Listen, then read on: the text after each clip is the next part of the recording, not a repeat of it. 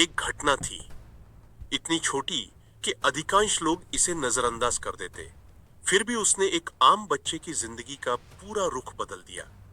वह घटना सोने के टॉवरों, बड़े मंचों और ओवल ऑफिस से बहुत पहले हुई थी। क्या आप जानना चाहेंगे वह पल क्या था?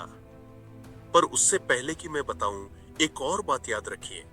यही था जब एक लड़का जो क्वींस की सड़कों पर खेला करता था, आने वाले वर्षों में 2 बार अमेरिका की सबसे शक्तिशाली कुर्सी तक पहुंचने की दावेदारी कर देगा।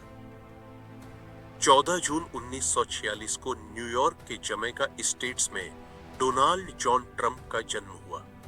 वे फ्रेड ट्रंप और मेरी एन मकलेओड के चौथे बच्चे थे। उनके पिता फ्रेड ट्रंप एक सफल रियल एस्टेट डेवलपर थे, जो इमारतें बनाते, किराएदारों के लिए घर तैयार करते और शहर के नक्शे में अपनी छाप छोड़ते थे।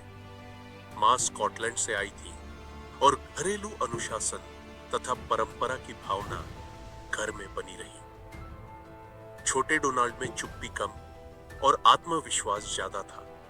घर की बातचीत अक्सर व्यापार, सौदों और अगली बड़ी योजना के इर्द गिर्द घूमती, और यह सब सुनते सुनते उसने सौदेबाजी की भाषा सीख ली।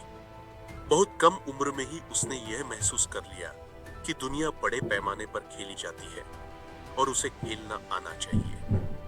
कभी कभी उसकी ऊर्जा सीमाएं पार कर देती थी, इसलिए माता पिता ने उसे न्यूयॉर्क मिलिट्री अकादमी भेज दिया। यह सजा जैसा लगने वाला कदम असल में एक मोड़ साबित हुआ।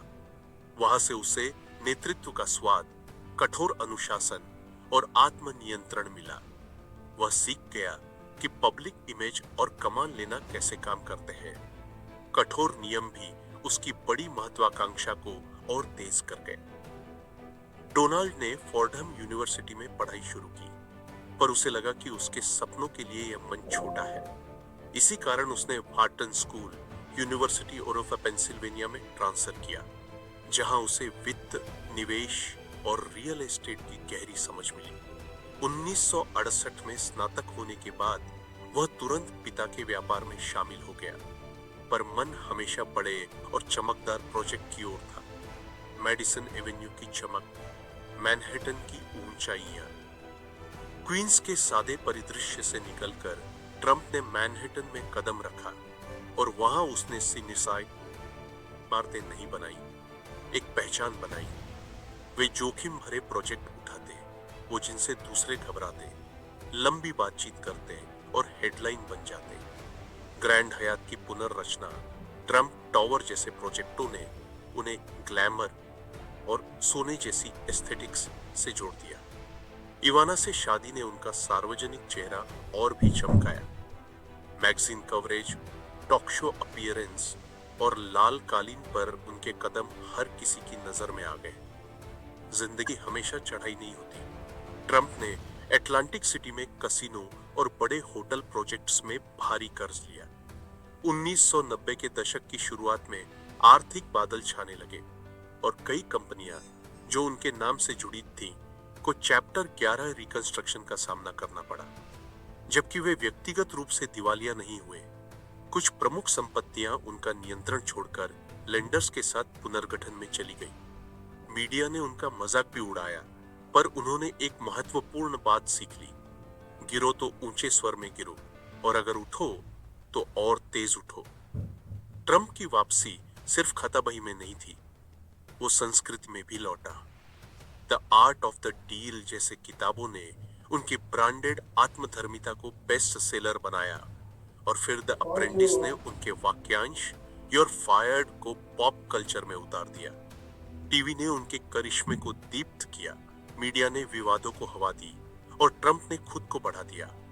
कभी कारोबारी, कभी सेलिब्रिटी, धीरे धीरे राजनीतिक व्यक्ति बनने की तैयारी में। 2015 के जून में ट्रंप ने ट्रंप टॉवर की गोल्डन एस्केलेटर से उतरते हुए राष्ट्रपति पद की घोषणा की।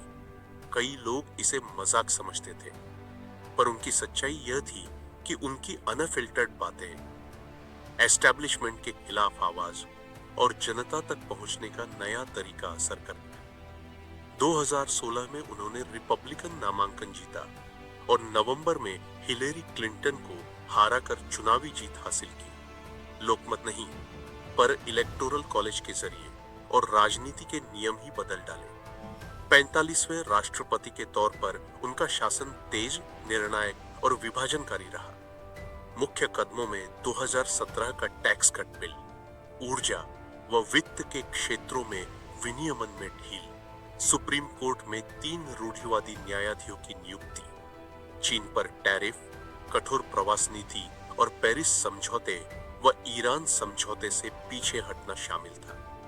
साथ ही व्हाइट हाउस में बार बार स्टाफ बदलाव और तीखा मीडिया टकराव भी चलता रहा। समर्थक इसे साहस कहते थे, विरोधी इसे अराजकता।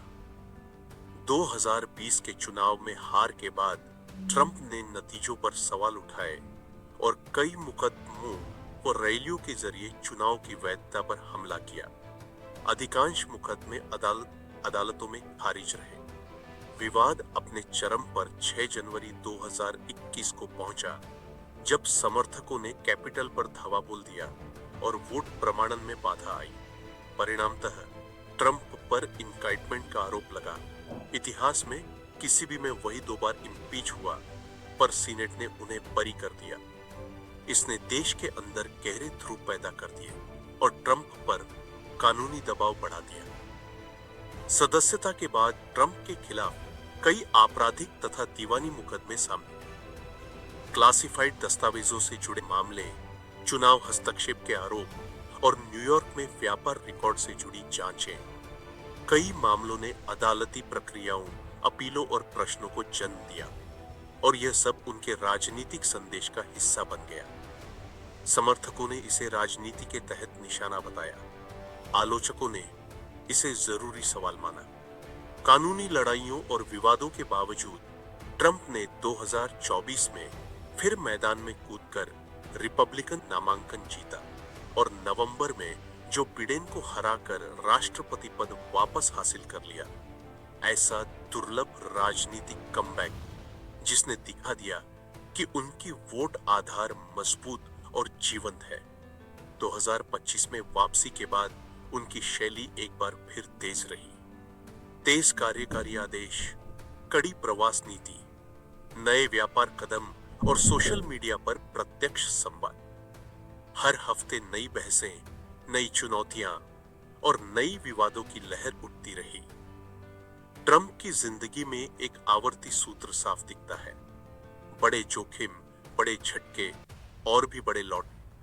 चाहे रियल एस्टेट हो, मीडिया हो या राजनीति, उनका तरीका वही रहा। बड़े मुकाबले चुनो, हेडलाइंस बनो और गिरकर भी बड़ी आवाज में उठो। समर्थक इसे धैर्य व साहस कहते हैं, आलोचक इसे खतरनाक अतिवाद बोलते हैं, पर दोनों एक जगह सहमत। ट्रंप गायब नहीं होते। उनका पारिवारिक चेहरा सार्वजनिक रहा। 3 शादियां, 5 बच्चे और परिवार के सदस्य व्यापार व राजनीतिक कर्तव्यों में शामिल रहे। ट्रंप टावर और मारा लागो जैसी संपत्तियां उनकी ब्रांड पहचान और विवाद दोनों का केंद्र बनी। डिजिटल दुनिया में उनका प्रभाव गहरा है। एक्स और ट्रूथ सोशल पर उनके तेज, सीधे पोस्ट अक्सर खबरों की शुरुआत बनते हैं। उनकी रणनीति तेज पोस्ट, बड़ा बोलना और साइकिल को नियंत्रित करना अब भी जारी है।